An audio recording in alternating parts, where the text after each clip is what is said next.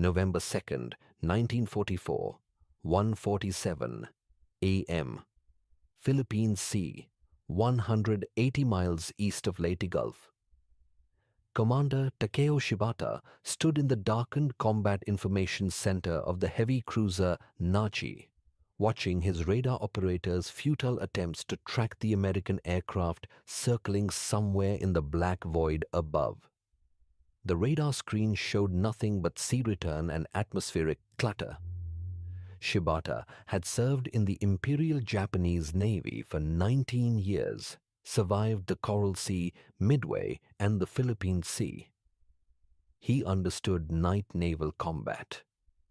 Aircraft couldn't find ships in total darkness without flares or searchlights, yet American torpedo bombers were executing coordinated attacks with impossible precision. His cruiser had evaded 2 torpedo runs in the past 40 minutes. The weapons passing so close, his lookouts reported hearing their propeller sounds. Each American aircraft approached from a different vector, attacking from optimal positions as if they could see Nachi clearly, despite the moonless night and complete radio silence his task force maintained.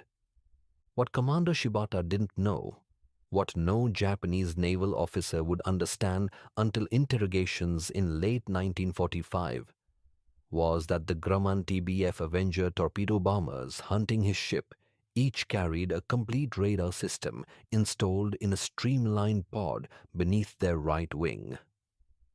American aircraft weren't groping through darkness, hoping to stumble across targets.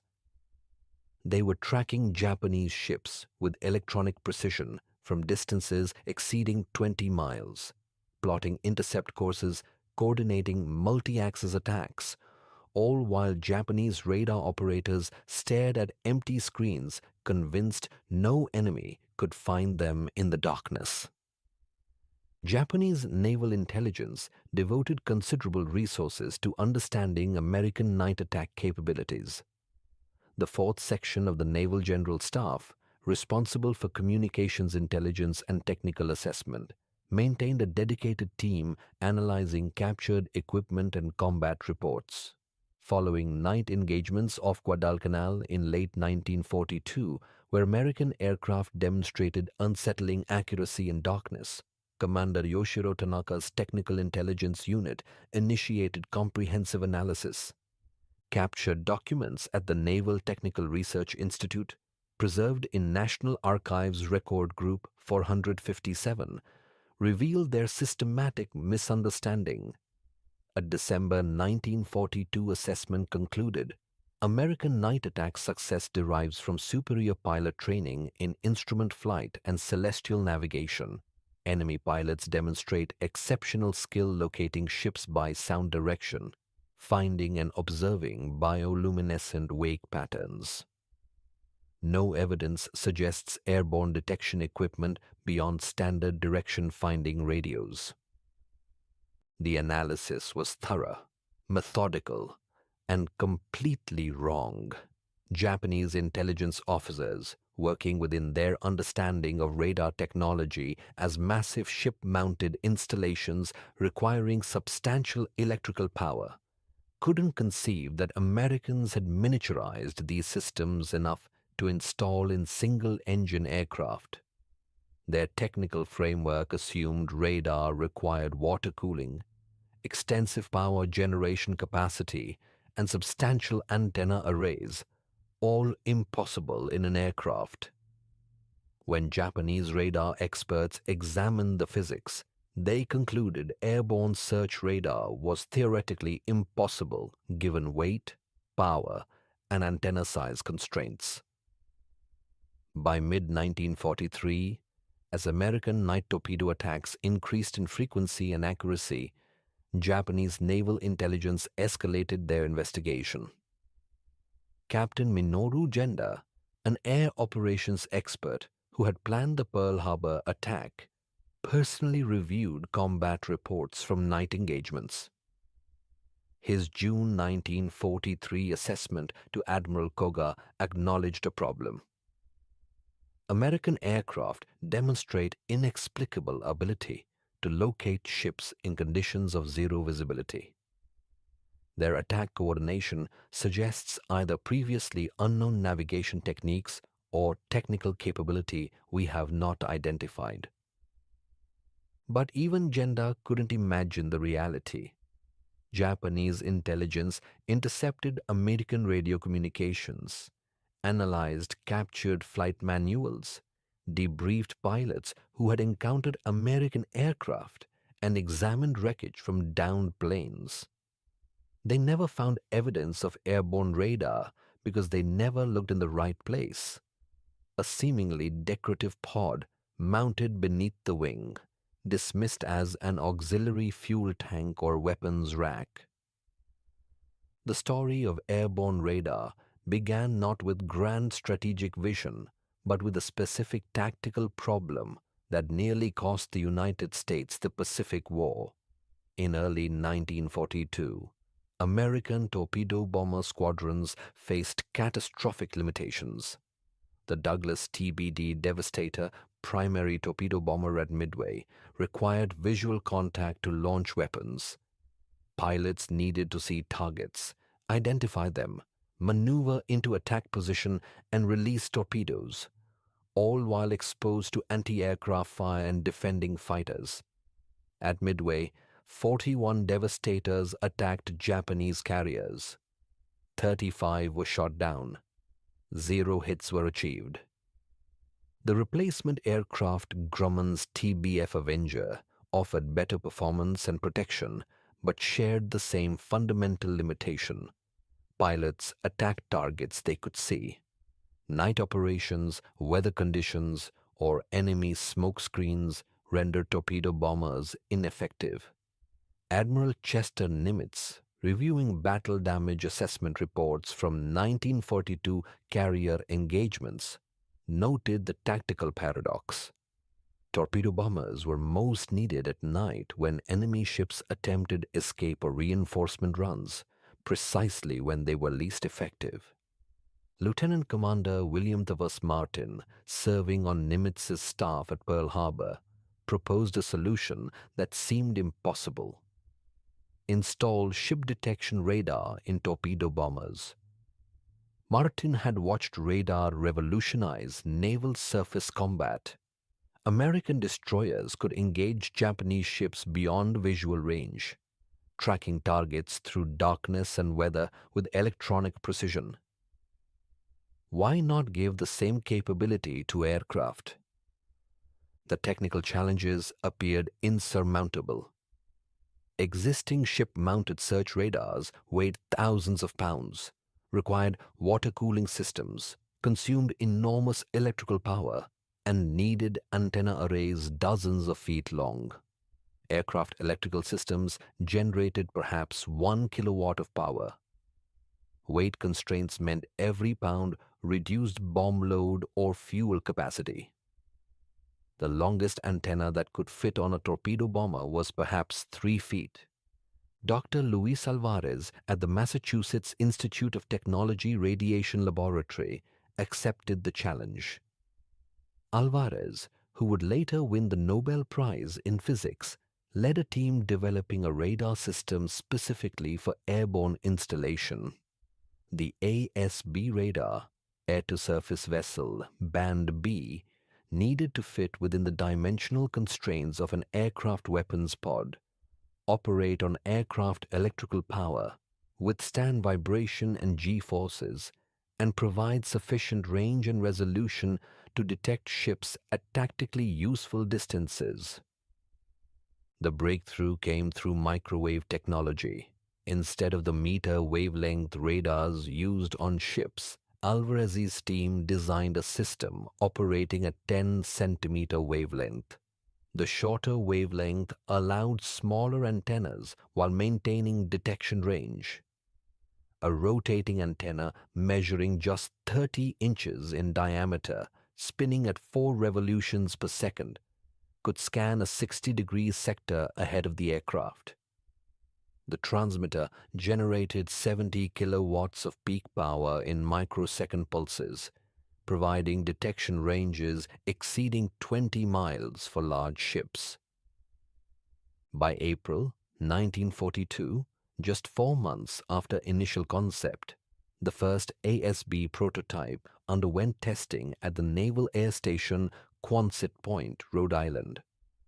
Lieutenant George C. Duncan piloted a TBF Avenger carrying the experimental radar pod over Narragansett Bay. At 5,000 feet altitude in complete darkness, Duncan detected a destroyer 18 miles distant, tracked it as he closed, and executed a simulated torpedo run without ever seeing the target visually. The radar's cathode ray tube display showed ship position as a bright pip on a dark screen, updating every time the antenna rotated. Duncan could measure target bearing, estimate range, and calculate intercept geometry, all in total darkness. The installation was elegant in its simplicity.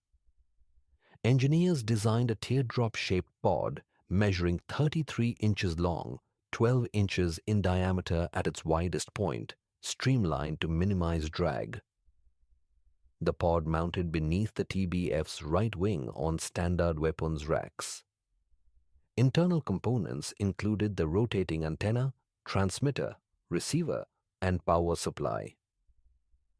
A shielded cable ran from the pod through the wing to a radar display mounted on the pilot's instrument panel. The entire system weighed 140 pounds, less than 2 500-pound bombs. Installation required no aircraft modifications beyond standard weapons mounting points. What made the system revolutionary wasn't just miniaturization.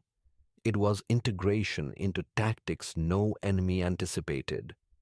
American pilots could search vast ocean areas in darkness, locate enemy ships invisible to visual observation, coordinate multi-aircraft attacks from optimal positions, and strike before Japanese defenders knew aircraft were near. The technology transformed torpedo bombers from daylight weapons requiring visual contact into all-weather, day-night precision strike systems.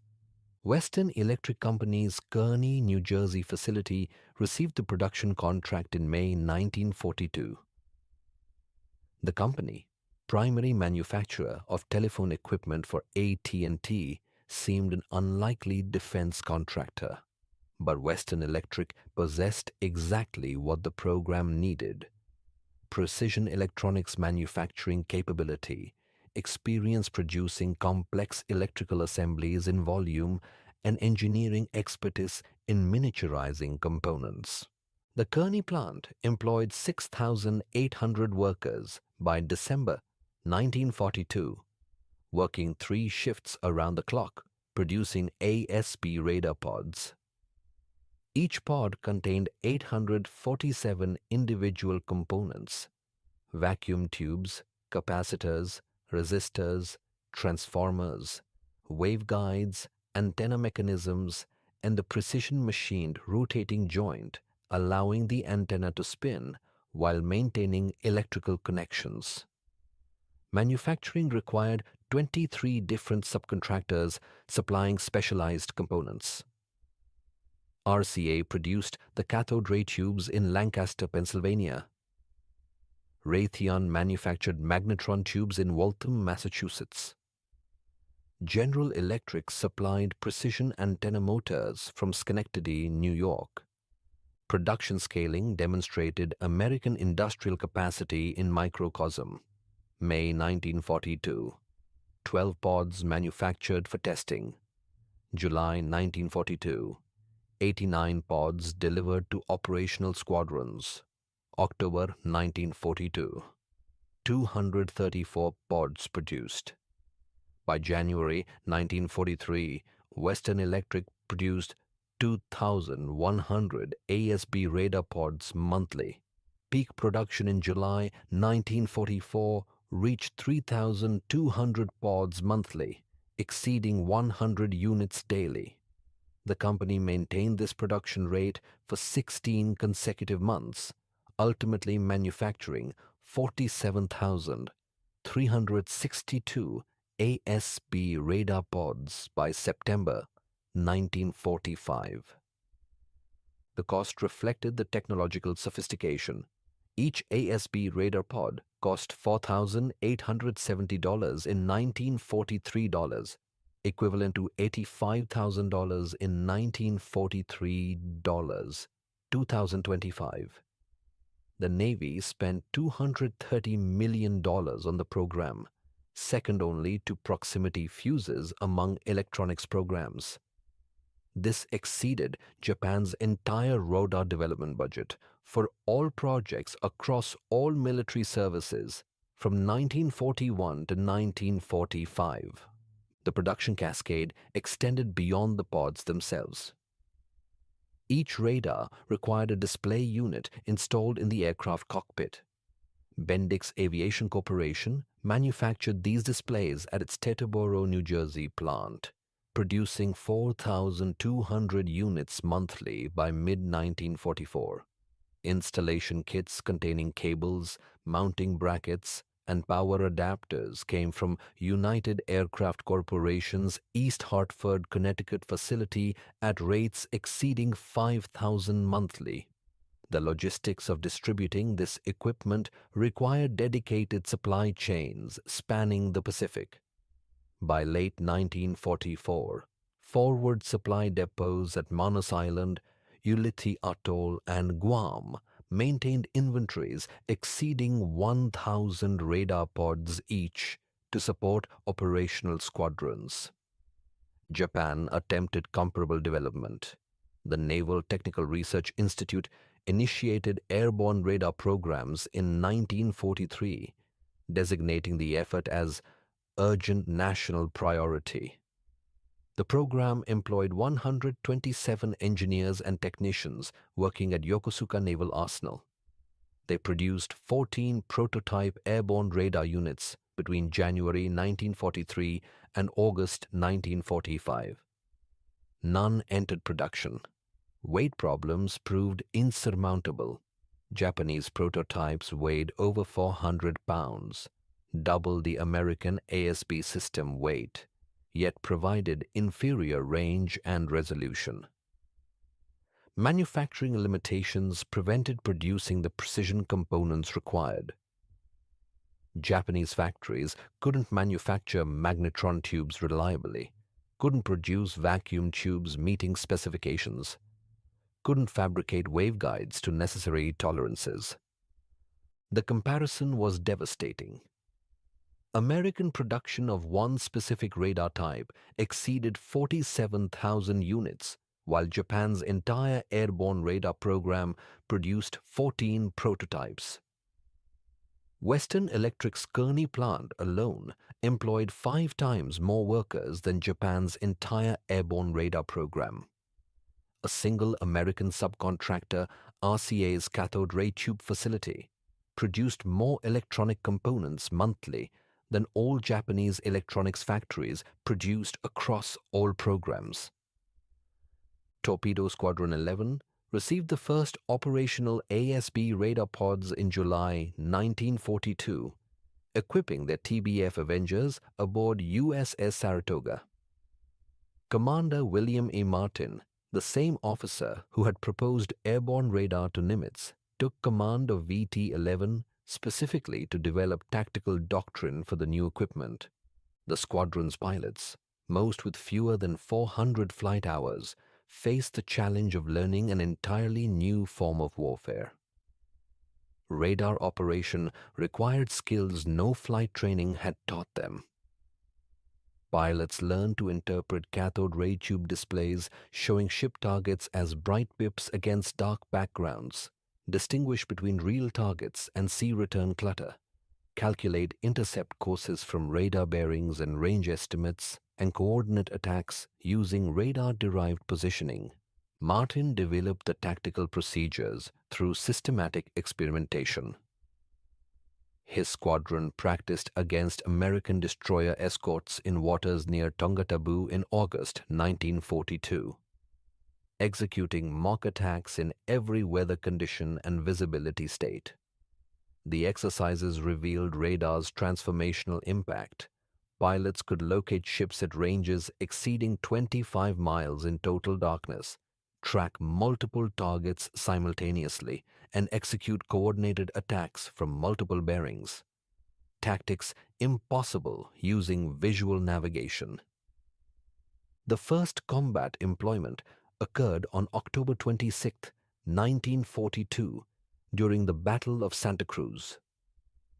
Lieutenant Albert Ernest, piloting an ASB-equipped Avenger, detected Japanese cruisers at 18 miles distance through solid overcast clouds. Ernest tracked the targets, calculated intercept geometry, descended through cloud cover, and emerged from the overcast 2,000 yards from the heavy cruiser Chikuma. His torpedo struck the cruiser's stern, destroying one propeller shaft and reducing speed to 18 knots. Ernest executed the entire attack profile without seeing his target until weapon release. Japanese observers reported the attack as incomprehensible. A single aircraft appearing from complete cloud cover, releasing torpedo at optimal range and bearing, then disappearing back into clouds. The cruiser's air search radar never detected the attacking aircraft. By November 1942, 4 torpedo squadrons operated ASB-equipped aircraft. Tactical doctrine evolved rapidly as pilots learned the system's capabilities. Commander Frederick Bakutis of Torpedo Squadron 8 developed coordinated attack procedures, allowing multiple aircraft to track the same target from different positions, plot converging attack courses, and strike simultaneously from multiple bearings. The tactic, called anvil attack, proved devastating against Japanese ships maneuvering to evade torpedoes from one direction, only to be struck by weapons launched from entirely different bearings. The system's true potential emerged during night operations. On February 1, 1943, 4 TBF Avengers from Torpedo Squadron 6, operating from Henderson Field on Guadalcanal, attacked Japanese destroyers executing a Tokyo Express run to evacuate troops. Lieutenant Commander Bruce Harwood led the section, detecting destroyer radar emissions at 28 miles distance using the ASB radar's passive mode. The Avengers approached at wavetop altitude. Radar tracking targets through pitch darkness. At 2,000 yards, all 4 aircraft launched torpedoes within a 30-second interval. 3 torpedoes struck the destroyer Makigumo, detonating ammunition magazines. The destroyer exploded and sank in less than 4 minutes. The surviving destroyers' after-action reports described the attack as impossible. No aircraft visible, no engine sounds detected until weapons were in the water, no radar contacts despite functioning air search equipment. Squadron deployment expanded throughout 1943. By March 1943, 12 torpedo squadrons operated ASB-equipped aircraft. By September 1943, 31 squadrons. By January 1944, every torpedo squadron in the Pacific Fleet operated aircraft with radar pods. The Navy's Bureau of Aeronautics standardized the installation, making ASB radar mandatory equipment on all TBF Avengers delivered from Grumman's Bethpage, Long Island factory, beginning December 1943. Tactical innovation continued as pilots gained experience. Lieutenant Commander James D. Ramage of Torpedo Squadron 10 developed search procedures allowing single aircraft to scan 200 square miles of ocean per hour, detecting ships at maximum radar range, then vectoring other aircraft to targets.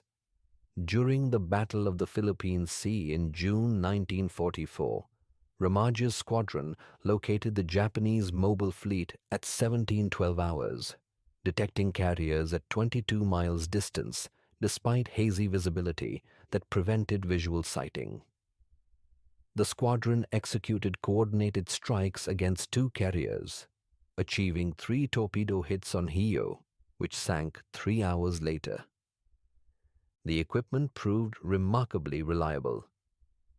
Maintenance records from Torpedo Squadron 11 aboard USS Hornet during the February-March 1945 period showed 94% operational availability for ASB radar systems.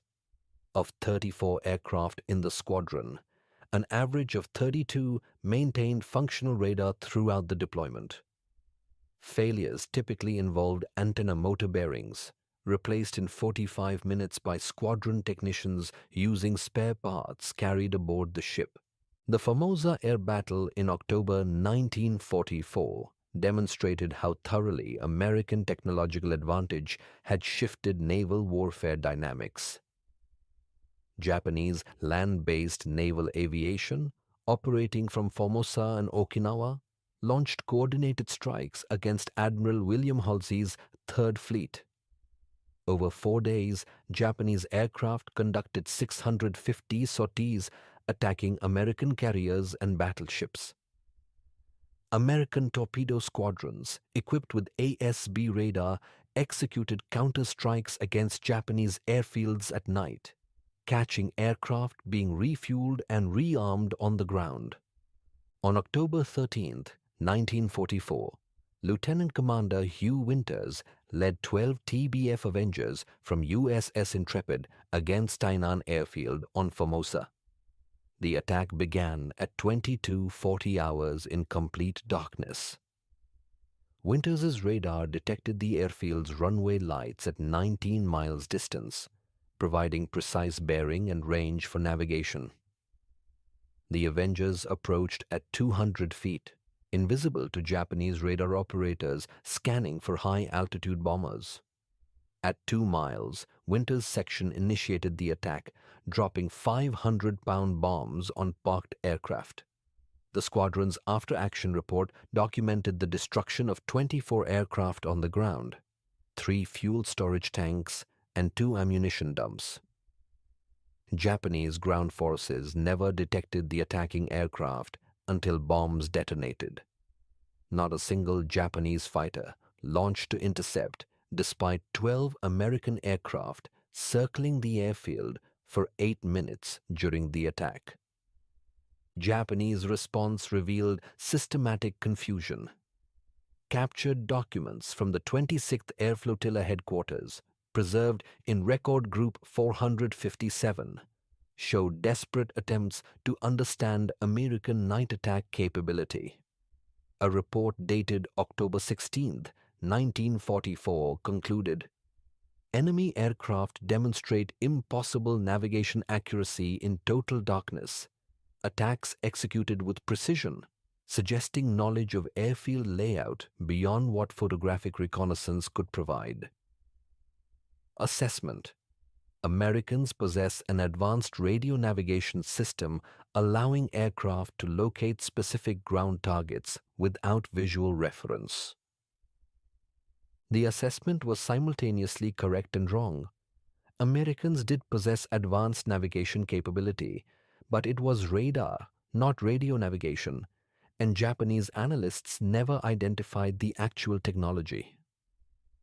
Their conceptual framework couldn't accommodate airborne radar small enough to fit in a single-engine aircraft.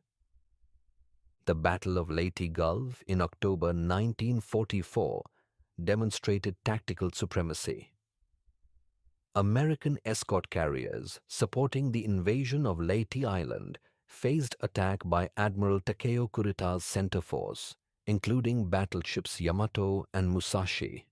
The escort carriers' destroyer escorts launched desperate torpedo attacks, buying time for carriers to flee.